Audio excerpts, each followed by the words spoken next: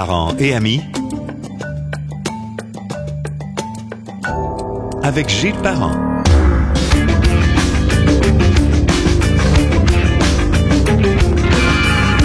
Bonjour et bienvenue au podcast de Gilles Parent que vous retrouvez évidemment sur gillesparent.com, notre site maître, mais également qu'on peut retrouver sur les applications Spotify, sur Google Podcasts et également sur Balado de Apple. Il est à juste titre considéré comme une légende du hockey dans la région de Québec. Sa carrière sur la glace a épaté tellement de gens qu'il restera pour plusieurs et pour toujours le vrai de vrai capitaine des Nordiques de Québec. Il a amassé 510 buts, 1067 points au fil d'une carrière professionnelle de 14 saisons dans la Ligue nationale et l'Association mondiale de hockey. Il reste encore à ce jour le meilleur compteur de l'histoire de l'AMH. Bonjour Marc Tardif, comment ça va? Ça va bien, Gilles, toi, comment ça va? Ça va bien. Écoute, c'est une année, on peut pas dire autrement, une année assez particulière. On pensait pas en vivre une dans notre vie, on pouvait pas prévoir ça, mais somme toute, ça va pas si mal. Et toi aussi, tu te portes bien? Oui, ça va réellement bien. Tout est en ordre, la santé va bien. Donc, non, l'important rendu à, comme on dit, rendu à notre âge, la priorité, c'est la santé. Puis, que de ce côté-là, il n'y a pas de problème, ça va bien. Dis-moi, Marc, la dernière fois qu'on a parlé de toi dans les médias, justement, c'était il y a à peu près un an. Tu refaisais tes forces après un séjour à l'hôpital lié au coronavirus. Peux-tu nous rappeler qu'est-ce qui s'est passé exactement? Disons que ça s'est passé au mois de mars l'année passée. Je revenais de Floride et puis j'étais passé un test pour m'assurer que tout était correct. Et puis ça c'était comme un exemple le jeudi. Et puis on m'a dit vous allez avoir les résultats le lundi suivant et durant la fin de semaine précédent le lundi. Donc le samedi, je commençais à faire la température et le dimanche, c'était la température et j'avais des frissons incroyables. Mm-hmm. Et le lundi, j'ai rentré d'urgence à l'hôpital. J'ai été aux soins intensifs pendant une journée. Puis je suis sorti là-bas, je pense, aux alentours de 4 à 5 jours suivants. Mais ce que je retiens, c'est que c'est sûr qu'on pense toujours qu'on est à l'abri de... Oui, hein, ça arrive juste aux autres, hein, Marc?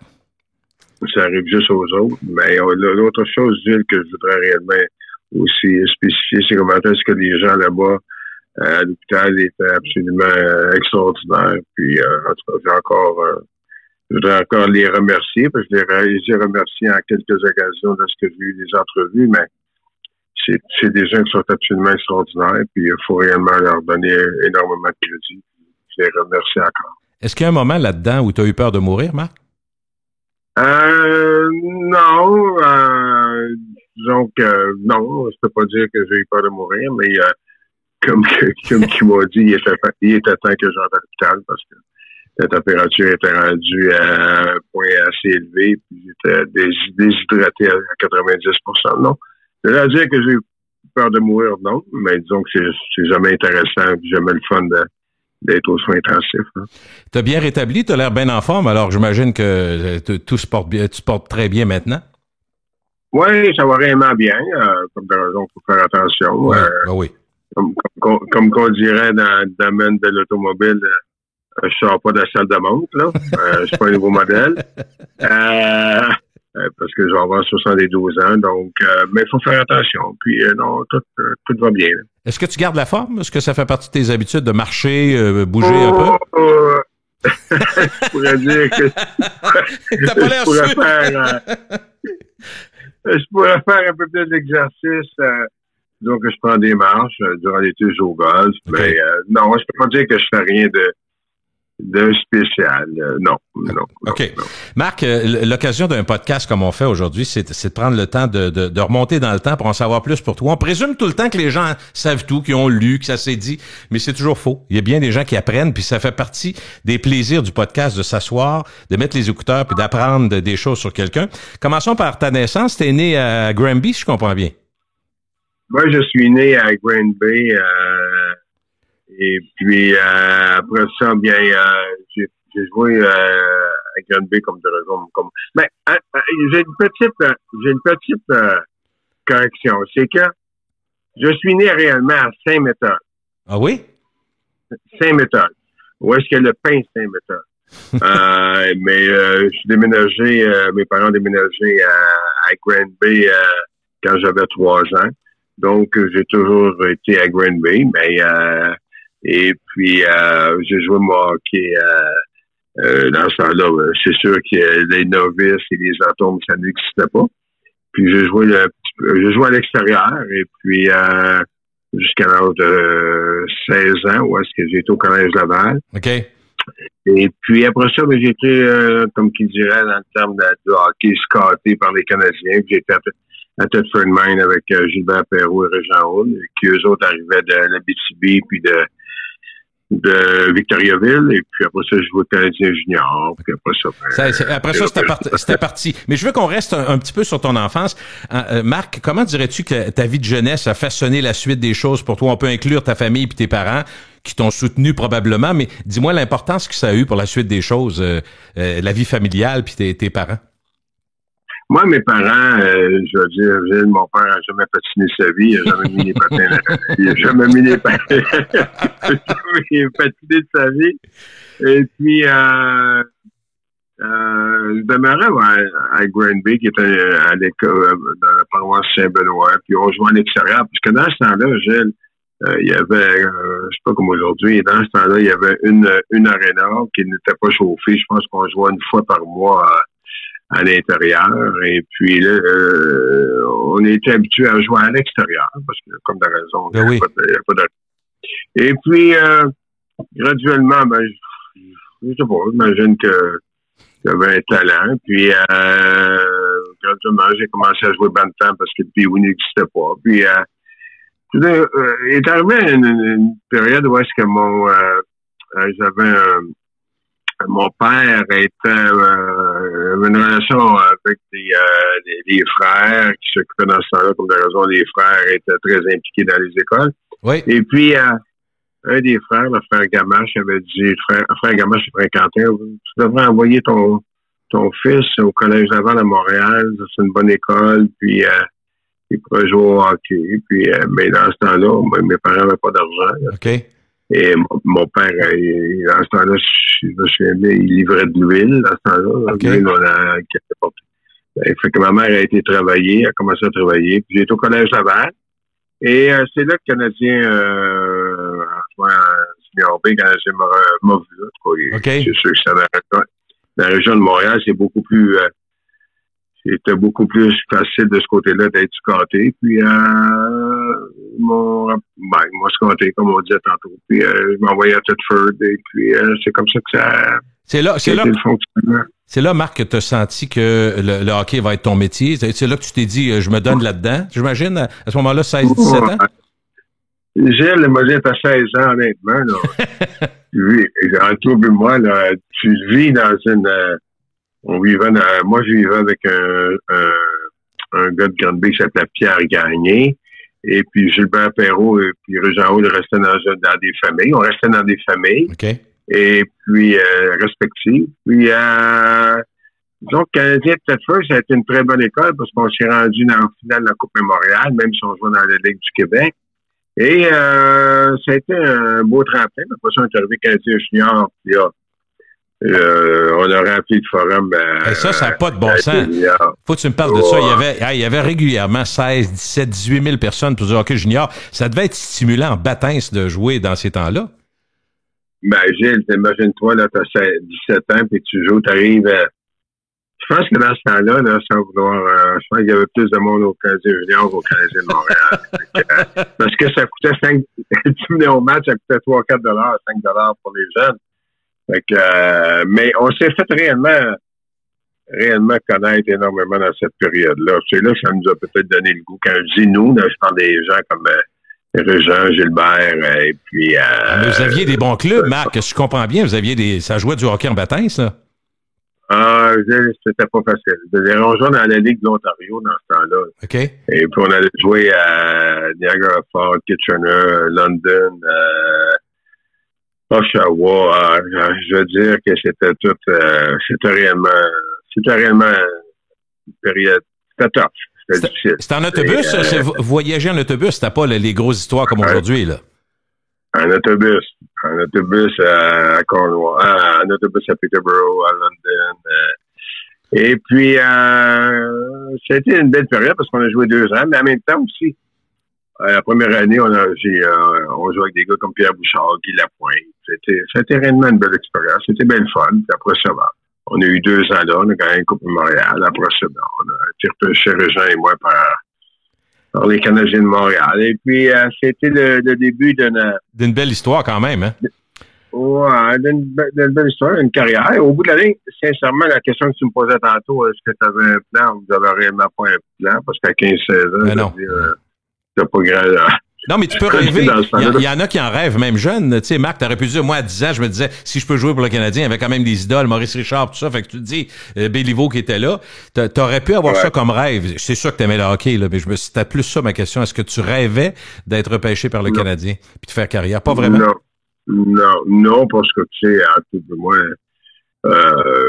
non, parce qu'à Granby, il y avait personne qui avait été repêché. Mais tu penses que toujours tu penses seulement que c'est fait pour les autres. Tu peux pas s'imaginer qu'une bonne fois, tu vas être dans la même chambre que Jean Béliveau, Henri Richard, Jean-Claude Tremblay, tu sais, après 15-16 ans. La seule chose que tu as d'eux autres, c'est leur carte d'hockey. Mais si je me rappelle bien, c'est une période où le Canadien avait le privilège de choisir des joueurs québécois en premier. Je pense pas que vous avez été pris par défaut, mais je veux dire, c'était un avantage. Pour ça que le Canadien, il y avait des bons joueurs québécois. Rapidement, toi, t'as touché à la Coupe Stanley. Donc, quand t'es arrivé dans le grand club, ça a déboulé, là. Ben, déjà, on est arrivé, Régent et moi, on était les 2 derniers francophones qui étaient repêchés. Régent était le premier, moi le deuxième. Okay. Et puis, là, on a gagné la Coupe Stanley. Puis, pendant 2 ans, je pense que c'est en 72, c'est 72, si je me souviens bien. Et puis, c'est sûr que, en tout cas, moi, c'est très, très intimidant de ce que tu arrives dans la chambre du Canadien, puis t'as Jean Béliveau, John Ferguson, Jean-Claude Tremblay, dans ce sens, je me souviens, Lon Worsley, Rocassin Vachon, Claude Larose, Pierre Bouchard, t'es très intimidé. Et graduellement, tu fais ta place. Puis, ça a été réellement une belle période quand t'as 20 ans. Là. Ben oui, c'est sûr. Est-ce qu'il y avait un Jean Béliveau, mettons, ou d'autres dans l'équipe? Est-ce qu'ils vous avaient pris, mettons, toi, personnellement, sous leur aile, ou t'avais-tu des conseils? Tu sais, dans le fond, aujourd'hui, il y a à peu près 6 coachs en arrière des bancs, ça en est quasiment une blague, là. Mais quel était votre entourage? Comment on s'occupait de vous, les jeunes? Y avait-tu quelqu'un, t'as-tu les joueurs qui disaient, regarde, ferme ta gueule là, fais des affaires bien simples, ou j'essaie d'imaginer à l'époque? Ouais, disons que là, tu parles il y a 50 ans, un demi-siècle passé. Hein? Non, mais ce que je veux dire, il y avait pas... d'aujourd'hui. Ouais, mais Marc, il n'y avait pas de psychologue, il n'y avait pas d'aide assis à ça. C'était plutôt là-bas comme je te pousse un peu, là. C'était un peu comme ça, là. Mais on était très bien intégrés, là. Tu sais, des gars comme... je reviens souvent avec Jean Béliveau, Claude Larose, Jacques Laperrière, avec John Ferguson, on était très bien intégrés. C'était une autre époque. C'est le cas de dire, là. J'imagine qu'aujourd'hui, dans ce temps-là, il y avait un coach, il n'y avait pas d'assistant coach, il y avait un coach, puis puis le Canadien gagnait la Coupe Stanley régulièrement. Fait qu'imagine-toi que quand on est arrivé là, nous autres, on est embarqués dans la parade. Puis, mais on était très, très, très, très, très bien intégrés par les vétérans. Parce que faut pas oublier, Gilles, que dans ce temps-là aussi, on avait eu des années extraordinaires avec la Canadien junior au Forum. Fait que ça a aidé. Ben oui, c'est sûr. Dis-moi, t'as beaucoup parlé de Régent Hall parce que vous êtes arrivés en même temps. Étiez-vous des amis? Puis si vous l'étiez, est-ce que vous êtes demeurés amis? Là, on s'est rencontrés à Thetford Mine. Lui, Régent arrivait d'Abitibi, puis Gilbert arrivait de Victoriaville, et puis on a toujours gradué ensemble. Puis après ça, on a resté, quand on est arrivé Canadien junior, on a resté chambreurs ensemble on restait dans des pensions, même avec Canadiens. Et puis, on est toujours restés amis, puis je suis encore aujourd'hui après plus que 50 ans. Là, on a toujours resté amis, là, très proche, oui. Guy Lafleur, est-ce que tu l'as croisé? Est-ce que tu l'as... Oui, mais Guy est un peu plus jeune que moi. Okay. Moi, Guy doit avoir 70, je me souviens bien, peut-être. Quand Guy est arrivé, nous autres, ça faisait 1 an ou 2 qu'on joue avec Canadien, puis il s'est bien intégré. Comme de raison, les premières années n'ont pas été faciles, malgré qu'on joue sur la même ligne. Régent, moi puis Guy, et puis les Canadiens, il y avait tellement de bonne équipe qu'on jouait sur la 4e ligne, mais il faut qu'on ne joue pas souvent, parce que t'avais Jacques Lamar, t'avais Harry Bouchard, t'avais Ross Backstrom, t'avais Billy Vaux. Fait que, au bout de la ligne, les premières années, on ne jouait pas souvent, mais on gagnait, donc l'important, c'est qu'on gagnait. Puis non, c'était une belle époque avec Guy et tous les joueurs qui sont là. Ouais. Est-ce que je veux que tu me parles quelques secondes de Ken Dryden, parce que quand il est arrivé, c'était une révélation. Il est arrivé comme dans une série, jeune, puis comme on dit, il a brûlé la ligue. Moi, je me rappelle jouer au hockey dehors. J'avais 10-12 ans plus jeune que toi. Je l'ai encore d'ailleurs. Mais quand on jouait au hockey dehors, quand on embarquait des buts dehors, on disait... Marc, on disait souvent Dryden Block, tu sais, c'était une idole. Là. Moi, j'ai trippé sur Serge Savard, sur Ken Dryden. Mais tu l'as croisé, toi, dans ta carrière au départ? Moi, j'ai joué, si je me souviens bien, peut-être avec Ken, peut-être 2-3 ans. Là. Je regarde 2-3 ans. Lui, il a remplacé, je me souviens, on est arrivé dans les playoffs et puis à les 16 éliminatoires, puis c'est sûr que c'était une révélation. Comme de raison, il y avait un style particulier, puis il a fait réellement une très, très belle carrière. Puis c'était... oui, j'ai joué 2-3 ans avec Ken. Dis-moi, Marc, à l'époque, quand tu gagnes la Coupe Stanley assez jeune, est-ce que tu peux penser à ce moment-là que c'est un moment le plus important de ta carrière sans savoir ce qui va arriver après? Parce que quand même, une carrière beaucoup plus longue, puis tu as eu des exploits qui sont venus après. Mais est-ce que tu avais l'impression à l'époque que c'était quand même quelque chose d'exceptionnel de gagner la Coupe si jeune, si vite en carrière? Mais Gilles, honnêtement, c'est quelque chose qui est assez, c'est assez hors de l'ordinaire, parce que quand tu as 14 et 15 ans, tu regardes le Canadien à la télévision qui gagne la Coupe Stanley, tu peux pas t'imaginer que 5-6 ans après, tu vas jouer contre Chicago, tu vas gagner la Coupe Stanley 2 années sur 4. C'est impossible.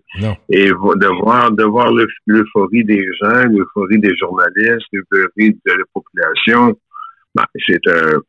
c'est des moments que tu peux pas oublier. Puis même, tu sais, aujourd'hui, les gens, par exemple, quand les gens me parlent d'hockey, là, il y a une grosse période, c'est dans le temps du Canadien junior, parce que c'est plus des gens qui étaient jeunes, qui avaient les moyens d'aller seulement au Canadien junior. Et le Canadien de la Coupe Stanley, mais aussi la question de l'arrivée avec les Nordiques, la Coupe AFCO, la période de l'AMA, qui a été des périodes réellement spéciales, parce que ce soit avec les Canadiens de gagner Coupe Stanley ou que ce soit avec les Nordiques avec l'arrivée de Bodé, l'arrivée de Christian Bordelot, Serge, Régent, on a gagné la Coupe AFCO, puis on a commencé à mettre plus de fans au Colisée, puis non, c'était des très belles périodes. Très, très belles périodes. Si on revient au fait que tu quittes la Ligue nationale de hockey, un des premiers, t'es pas le premier, mais un des premiers, ça avait fait quand même pas mal jaser. L'histoire, certains disent que tu t'entendais moins bien avec Scotty Bowman. Jusqu'à quel point c'est vrai, ce Marc? Non, moi, je veux dire, honnêtement, dans cette période-là, c'était pas une question de coach, c'était une question qui était monétaire. OK. Qui était monétaire, comme un peu le départ de Jean-Claude quand il est parti pour Québec. Je me souviens plus autant que Jean-Claude gagnait à Montréal, mais quand il était à Québec, c'était 3 fois ou 4 fois le salaire. Il faut pas oublier que dans ce temps-là, en 1969, je me souviens bien, moi j'ai signé pour 7 000 $, tu sais. Fait que les salaires, il y avait une ligue, puis comme on dit si bien, il y avait le monopole, puis fait que c'était une question monétaire, c'est pas une question avec Scotty Bowman. Okay. Au contraire, on avait gagné 2 Coupes Stanley, puis non. T'es arrivé dans la MH, donc repêché, en fait, par les Sharks de Los Angeles, un club qui n'existe plus. Los Angeles existe. Les Sharks, c'est San Jose, puis Los Angeles, c'est les Kings, mais quand même, à cette époque-là. Donc, tu dis que tu signes un contrat, t'as dû probablement, parce que l'histoire nous dit aussi, Marc, que t'es un bonhomme d'affaires. J'imagine que tu t'es assuré que ça flanche pas après 3 semaines. Là. T'avais-tu un bon contrat béton quand t'as signé pour t'en aller? C'était quand même hasardeux un peu, là. Mais moi, j'ai signé avec la Ligue, donc j'ai pas signé avec le club. Ah non? Non. Moi, la première exigence que j'avais, c'était de signer avec la Ligue et non de signer avec le club. Donc, la Ligue m'a garanti le salaire. C'est sûr qu'avec le club, quand il arrive une nouvelle ligue, c'est sûr que les joueurs qui partaient de la Ligue nationale puis arrivaient dans la Ligue mondiale étaient très inquiets de ne pas se faire payer. Et moi, de mon côté, j'ai signé avec la Ligue. Donc, la Ligue, c'était certain qu'il était pour rester debout pendant quelques temps. Mais puis honnêtement. C'est une bonne décision. Aujourd'hui, ça a été une très bonne décision. Premièrement, c'est que je parlais pas anglais du tout. Fait que ça m'a aidé à me débrouiller en anglais. Go in the corner, be bad check. C'était les 2 mots que je connaissais. Et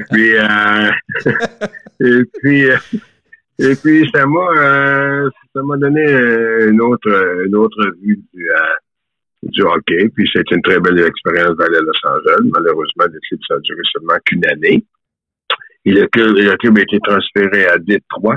Et Détroit, là, il y avait réellement des problèmes financiers. Puis, c'est là qu'il y a eu que les gens avaient mis énormément de pression avec Maurice Fillon pour que j'aille à Québec avec eux autres. Donc, on y a eu une transaction. Puis, je me suis retrouvé à Québec, si je me souviens bien, le 8 décembre 1974 avec Steve Sutherland.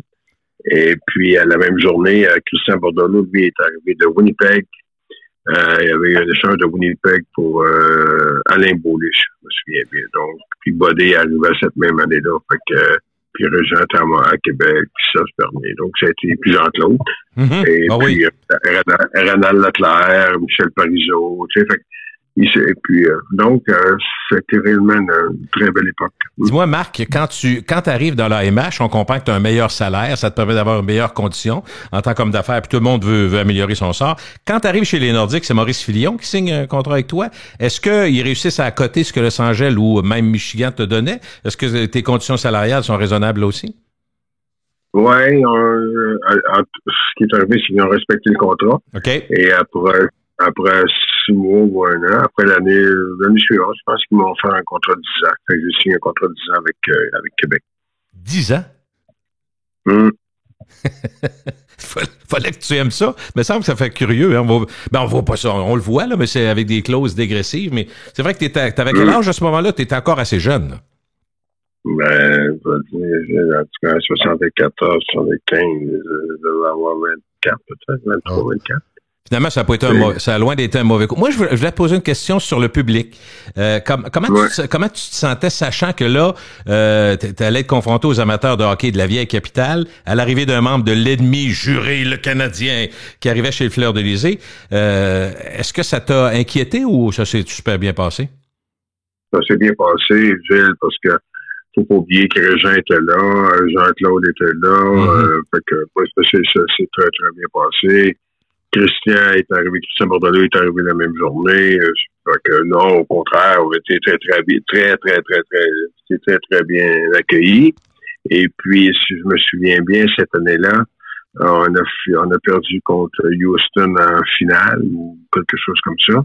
Et non, au contraire, c'était une très, très belle période parce que si je me souviens bien, quand on est arrivé, il y avait peut-être 6-7 000 personnes à le Colisée. Et après ça, bon, avec l'arrivée de Bodé, puis Christian, puis Régent qui était là, puis tout le monde, Renald Leclerc, Michel Parizeau, on a réussi à remplir le Colisée. La saison s'est très, très bien terminée. OK. Dis-moi, c'est une période, faut dire, si on compare aujourd'hui, c'est encore plus vrai, là, mais c'est une période où ça brassait en tabarouette. C'est une brassée où il y avait des batailles, il y a pas une période plus qu'une autre, mais tu sais, c'était pas rare qu'il y avait des bagarres, chaque club avait ses goons, tout ça. Fait qu'il fallait s'habituer à lever la tête, j'imagine, Marc, dans ce temps-là? Ben, Gilles, honnêtement, ce qui s'est passé, là, cette période-là, là, tout ça a parti avec les Flyers de Philadelphie. Ah oui? Bon. Quand Philadelphie, là, ils ont arrivé avec une équipe ils se sont bâtis une équipe de batailleurs, là, puis honnêtement, l'équipe, c'était presque... En tout cas, moi, je trouvais que c'était pas du hockey, là. Ben, tous les clubs n'ont pas eu le choix, là. Fait que Philadelphie, dans ce temps-là, faut pas oublier qu'il y avait Schultz qui avait tout changé cette philosophie-là, là. Oui. Les clubs de la Ligue nationale, les clubs de la Ligue mondiale ont dit c'est la méthode pour réussir, puis attirer tout le monde, puis de gagner. Fait que il s'est bâti une ère de bagarreurs puis de batailleurs. Heureusement qu'aujourd'hui, c'est presque révolu, là, mais c'était une période qui était malheureusement une période qui était très mauvaise pour le hockey, parce que le jeune qui avait pas de physique, ça, ou qui voyait tout ça, il était pas intéressé dans bien des cas à continuer dans le hockey, que ce soit junior ou majeur ou la Ligue nationale, tu sais, parce que c'est pas tout le monde qui veut. Ben non. C'est pas de la boxe, c'est pas de la boxe, c'est pas de la lutte, là. Si tu es un boxeur, c'est pas boxeur, mais bagarreur, là, c'est un autre monde. C'était une période difficile, sincèrement, ouais. Je veux pas m'étendre là-dessus, Marc, mais il y a eu pas le choix, quand on parle de ta carrière, de parler de l'incident Henri Giorgio de Calgary. Le contexte de l'incident, c'est que finalement, t'as même pas dû le voir venir. Il t'a comme, si je me rappelle bien, cross-checké, puis t'as perdu, les lumières ont fermé. C'est à peu près ça l'événement, ou je mets ça trop simple? C'est un peu ça. C'était un peu ça. Disons que c'était, comme tu disais tantôt, c'était une époque de bagarreurs. Ouais.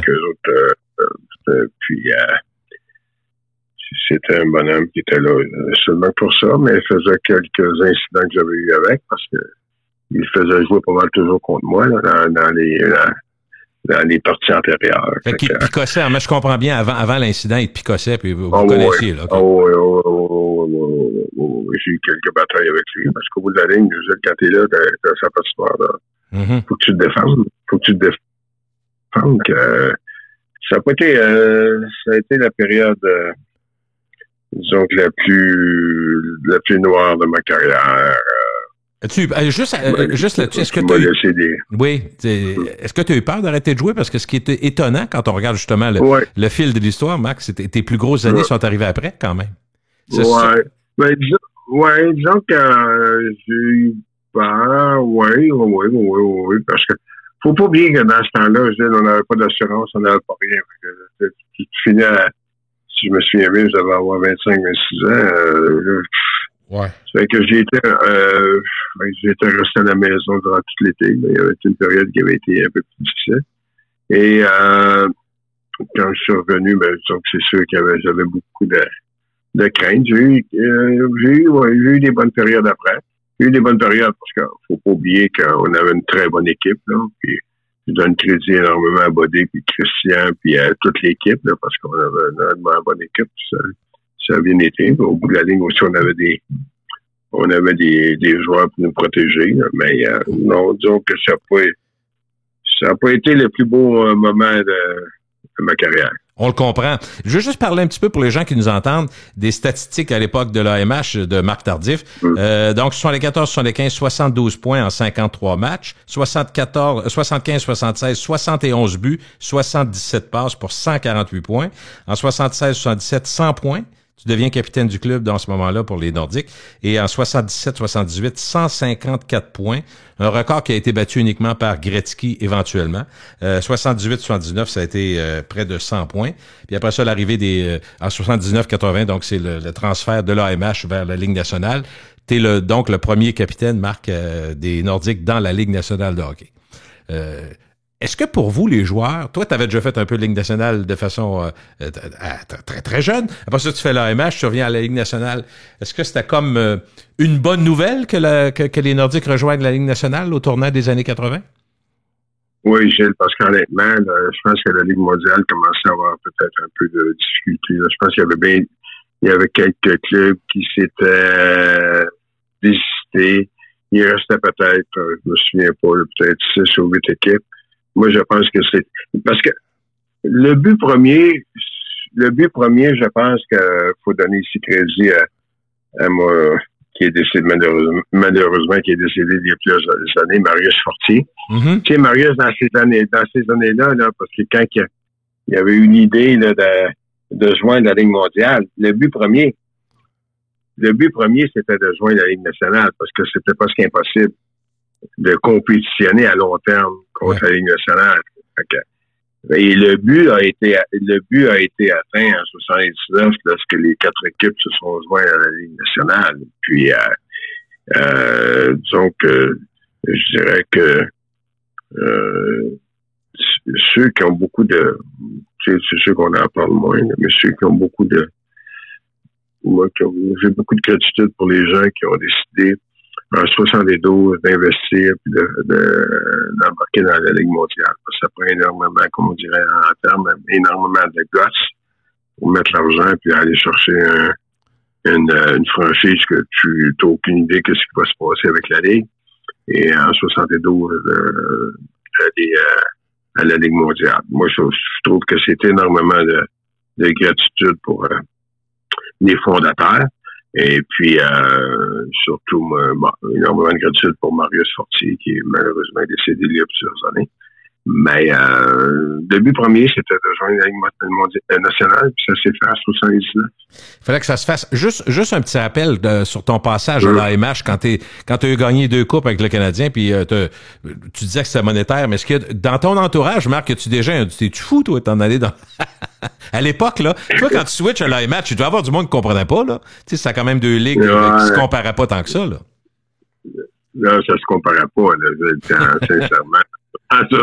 En 73, ça se comparait pas, mais c'était fait, c'est sûr que dans ce temps-là, on était jeunes, on avait beaucoup plus de drive, de guts, d'ambition qu'en vieillissant. C'était la même chose pour Régent, puis tous ceux, puis Jean-Claude, surtout en 72, parce que le but, je pense pas que, en tout cas, c'est une opinion, là, mais c'est sûr que quand Jean-Claude a décidé de laisser les Canadiens de venir à Québec, puis Bobby Hall qui a décidé d'aller à Winnipeg, ben, ça nous a donné, nous autres, quand nos contrats se sont terminés, on dit, ouais, bon, ça ne fonctionnera pas, ça ne partira même pas la Ligue. Et l'année suivante, ça fonctionnait, donc ça nous a donné, nous autres, tous ceux, là, le Sanderson, puis Régent, puis moi, puis ça nous a dit, hey, ça marche, ça fonctionne. Et les salaires étaient même doublés et triplés. Donc, c'est un peu ça. On était jeunes, puis on était plus à l'aventure. Avec du recul, ça se comprend. Ça s'explique. Dans le fond, ça s'explique. Dans le contexte, puis tu dis jeune, écoute, on fera d'autres choses, ça fait pas, tu sais, t'es un peu plus téméraire, là. C'est ça. Fait qu'on est dans ça, comme tu disais tantôt, là, 21, 22 ans. Je pense pas que t'aurais fait à 31, 32, mais avec 21, 22 ans. Dis-moi. C'était une bonne décision. Ouais, je parle un peu de la retraite parce que je vais arriver à ta 2e carrière. À ta 3e, mais t'as tellement fait de choses. L'automne 83, les Nordiques rachètent ta dernière année de contrat. Il y a une fête au Colisée, on s'en rappelle. Les images, on les voit. On retire le numéro 8 puis on t'offre un voilier. Première question, le voilier, n'en as-tu fait? J'aime pas l'eau. J'ai le mal de mer. OK, mais t'aimes... J'espère que t'aimes le vin. Si t'aimes pas l'eau, j'espère que t'aimes le vin un peu. Non, mais j'en prends plus. Ça fait 2 ans que j'en prends plus de vin. Non, je prends plus de boisson. J'ai arrêté. Fait que, non, j'en ai pas fait. Donc, j'étais pas de... il m'avait donné ça parce que je sais pas. Non, mais je pense. Moi, c'est drôle parce que quand je voyais ça, je me suis dit ça doit être un amateur. Il est tout le temps en mer. Puis tu savais. Non. OK. Non. S'il avait fait. Dire oui. Non, mais c'est très drôle. Il aurait pu le demander aux gens autour. Les gens auraient pu dire ben non, Marc, il a eu ça pour mourir, aller sur l'eau. Mais c'est très. Je trouve ça très, très, très drôle d'apprendre ça aujourd'hui. Vraiment très drôle. Est-ce que tu as eu l'impression qu'on t'a poussé vers la sortie à ce moment-là? Qu'il était content que tu t'en ailles? Bon, je veux dire, faut pas oublier que le meilleur de notre carrière, c'est complètement l'inverse de la vie en général. Hein? Ouais. Plus tu vieillis dans la vie en général, plus tu prends d'expérience, mais plus tu vieillis dans le sport, surtout dans le hockey, quand tu arrives, plus tu vieillis, moins que moins que tu veux, moins que tu as d'effets, moins que tu n'es pas en forme, moins que tu as de drive, moins que donc, au bout de la ligne, on t'arrive. C'est rendu à la fin de... C'est rendu à la fin, au bout de la ligne. Il y avait pas... De toute façon, ouais, puis de toute façon, il y a pas 10 000 façons de sortir de façon élégante. Pas tant que ça, là. C'est assez rare. On regarde Guy Lafleur, on peut en nommer 15, 20, 30 qui auraient des choses à dire, mais finalement, tu passes à d'autres choses.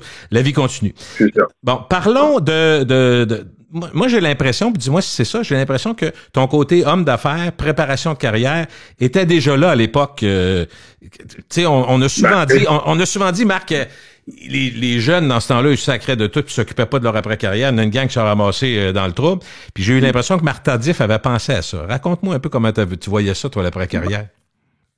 Je vais t'expliquer un peu, Gilles, là, en quelques mots. C'est que on pense, lorsqu'on a 20 ans, que la carrière est éternelle. Mm-hmm. Tu peux pas t'imaginer que ça va finir une journée. Tu sais, t'es pris dans l'euphorie du sport puis des pratiques. Bon. Quand en 78, ouais, j'étais joueur, mon ami Andy Despatie, il me dit, écoute, Marc, on pourra partir en école de hockey à l'Université Laval. Ah, ouais. Fait que moi, dans ce temps-là, quand j'étais jeune, à 16, 17 ans, quand j'étais jeune, c'est que j'allais à l'école de hockey en Abitibi, où est-ce que Régent Hall avait une école de hockey à Rouyn-Noranda. OK. Chez le frère de Jacques Lapariade, Gilles Lapariade. Fait qu'Andy me dit, mais écoute, on pourrait partir une école de hockey à l'Université Laval durant l'été, on pourrait louer le PEPS et les chambres sont pas occupées parce que les cours sont terminés. Fait qu'on est parti, on a pris l'avion, on est monté à Rouen, on a été rencontrer Gilles Lapariade, voir comment ça fonctionnait. Et en 1979, des Despatie, Charles Tifo, puis moi, on a formé l'école de hockey de la capitale qui existe encore. Tabarouette, y en a-tu des jeunes qui nous entendent qui sont allés? C'est épouvantable. Moi, mes trois gars sont allés, fait que ça te donne une idée, puis ils sont pas dans la Ligue nationale, mais c'était bien fait, puis c'était tout un camp d'entraînement. C'est une business, c'est une belle aventure, ça. Je savais pas que t'étais à l'origine de ça. Très belle aventure, Gilles. Je vais te dire honnêtement. Puis c'est là, avec Andy, que c'était à Barouette, en 79, tu sais, j'étais joueur là encore, là. Fait que là, on a formé l'école de hockey de la capitale. Écoute bien, là, quand je te dis, ça existe encore, c'est populaire. Puis la première année, on a eu 600 jeunes. Oh! Ça a duré 4 semaines, 600 jeunes. Fait que 150 par semaine. Puis c'est là que, honnêtement, quand je vais finir, là, je peux pas rester à la maison, hein. Fait que là, c'est là, puis je l'ai gardé jusqu'en 1993, 92, 94, comme ça. Bon, c'est là que ça m'a donné le goût des affaires. Sincèrement, là, je vais te dire. Parce que mes parents n'étaient pas en affaires. Mon père était terminé comme concierge, puis ma mère a travaillé dans une école comme cuisinière. Fait que, j'ai pas été élevé en affaires. Mais c'est ce bout-là qui m'a dit, hey, la carrière, c'est pas éternel, hein. Et puis c'est là que ça m'a donné vraiment le goût de dire, bon, j'aimerais être en affaires, puis c'est là que j'ai parti. Est-ce que le fait d'avoir été porte-parole de certains garages d'auto, ça t'a donné des contacts qui t'ont amené à aller dans le monde de l'automobile? Y a-t-il un lien entre le fait que tu fasses de la pub? Y a un lien entre c'est ça que je me demandais. Oui, parce que c'est comme ça que j'ai eu en 83, j'ai commencé avec GM le Place Laurier-Pontiac Buick. Après ça, j'ai eu Sainte-Foy Hyundai en 86, que j'ai vendu en 94. Et en 97, j'ai acheté Charlebourg Toyota. Et j'ai eu Kia Beauport. J'ai parti à franchir Kia Beauport en 2000. Donc, c'était le cheminement. C'était un peu le cheminement de ma carrière. Est-ce que je sais que ton fils, Marc-André, si je ne me trompe pas, est embarqué avec toi là-dedans, dans l'aventure éventuellement. Ouais. Est-ce que lui est encore là-dedans, puis toi, tu n'es plus là? Comment ça marche aujourd'hui? Ah, je suis encore là. Il me tassera pas de même, hein? Il me tassera pas comme il veut. Non, mais Ouais, j'aime le domaine de l'automobile. J'aime le domaine, j'aime les gens. J'aime l'équipe qu'on a. J'aime ça. Fait que, tu sais, je dis pas que je suis actif autant qu'avant, là, mais j'aime cette collaboration-là avec les gens, puis avec nos employés, puis avec le monde. Puis on a 2 bonnes franchises automobiles, puis j'aime être actif. Tu sais, fait que non, je suis très content. Est-ce que Marc-André est aussi bon que toi? Attention, il va écouter ça, là, Marc. Ouais, oui, il va écouter, parce qu'il sait que ça passe ce matin. Pour moi, il va écouter ça. Non, il fait très bien ça. Oui. Tu sais, c'était différent, Gilles, parce que dans ce temps-là, en 83, tu sais, il y avait pas de compagnie qui montrait l'automobile. Aujourd'hui, tu as une compagnie qui s'appelle NADA, National Automobile Dealers Association. Donc, ce qui veut dire, c'est que tu vas aux États-Unis et puis tu vas pendant une semaine, puis ils te montrent un département, tu reviens pendant 7 semaines, et puis ils te montrent le fonctionnement de l'automobile. C'est comme une école. C'est comme une école, dans le fond, Marc. Tu me dis qu'il existe comme une école, comme l'université du hamburger pour les McDo. C'est le même principe. C'est le même principe. Donc, quand tu sors de là, et puis si tu es réellement intéressé, mais moi, tu connais l'automobile. Comme de raison, après ça, il y a de la pratique, mais tu as une très, très, très, très bonne base là-dessus. Je veux qu'on parle quelques secondes du hockey d'aujourd'hui parce qu'on a tous la même réflexion. Quand RDS nous passe un film, un vieux match de 1973, toi-même tu dois partir à rire. D'abord les pattes de gardien qui sont petites de même, les casques, l'équipement qui est pas le même, mais surtout ce qui nous frappe, c'est la vitesse. Est-ce que d'abord tu écoutes encore du hockey, Marc? Ben, j'écoute un peu, comme tout le monde. Là. Tu sais, des fois, il me voit y passer des matchs d'attaque qu'on jouait incroyable, ça n'a pas de bon sens. Il me semble qu'on n'avance pas. Il me semble qu'on ne bouge pas. OK, c'est ça que tu remarques la vitesse surtout, hein, aujourd'hui avec. C'est pointant. Mais c'est excessivement rapide comparativement à notre temps. Dis-moi, Marc, à la blague, ou peut-être à la blague ou à la réalité, c'est toi qui vas me le dire. Tu sais, on dit que dans votre temps, là, des années 70, on dit, il y avait un camp d'entraînement. Les gars arrivaient là pour se mettre en forme pour la saison. Aujourd'hui, écoute, c'est 13 mois sur 12, les gars, c'est des push-ups, la course, ils sont en forme comme jamais. Donc, ça doit être bien différent aussi, l'entraînement constant, aujourd'hui de la Ligue nationale. Dans notre temps, tu n'avais pas d'entraîneur qui disait, ben écoute bien, il faudrait que tu perdes 3 livres, faudrait que t'en prennes 12, faudrait que tu fasses des étirements. Et on n'a jamais fait un étirement de ma vie. Ça n'existait pas. Mais Gilles, c'était toutes les équipes. Ben oui. T'sais, c'était pas juste nous autres, c'était toutes les équipes. Donc, le conditionnement, là, on va dire, ça n'existait pas. Donc, moi, je pense que ça a énormément changé quand il y a eu la série du siècle avec les Russes, là, qui était c'est un réveil, ça. Nous autres, on a joué en 74, c'est un autre monde. Après ça, on a été joué en Europe, le tournoi Easy Vestia en 77, sur des patinoires européennes. Là, c'est un autre monde. Mm-hmm. Donc, le conditionnement a fait une différence qu'aujourd'hui, les joueurs sont obligés de s'entraîner. Ça fait partie du scénario. Sinon, tu peux pas suivre. C'est impossible. Est-ce que c'est vrai, Marc, qu'à l'époque, t'as pas besoin de me nommer de monde, mais je suis persuadé que c'est vrai parce que j'ai beaucoup de mes amis qui se travaillent dans le monde soit du sport ou des médias liés au sport, mais on me disait qu'il y a des joueurs, dont Guy Lafleur, nommons-en un, parce que lui, je pense qu'il l'a même avoué, des fois, entre les périodes de petites cigarettes, tu sais, c'est inimaginable aujourd'hui. Mais as-tu vu ça, toi, des fois, dans tes clubs plus jeunes, là, que des gars prenaient une petite cigarette pour relaxer entre les périodes? C'est Guy Lafleur qu'il l'a dit publiquement, mais c'était, je peux pas dire que j'en ai vu beaucoup. Pas tant que ça. Non.